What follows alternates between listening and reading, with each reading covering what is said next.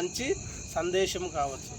ఇక్కడ సంతోషకరమైనటువంటి సువర్తమానము అంటే సంతోషంతో కూడుకున్నటువంటి దేవుని సందేశాన్ని గూర్చి ఇక్కడ లూకా భక్తుడు వ్రాసినట్టుగా మనం చూస్తూ ఉన్నాం.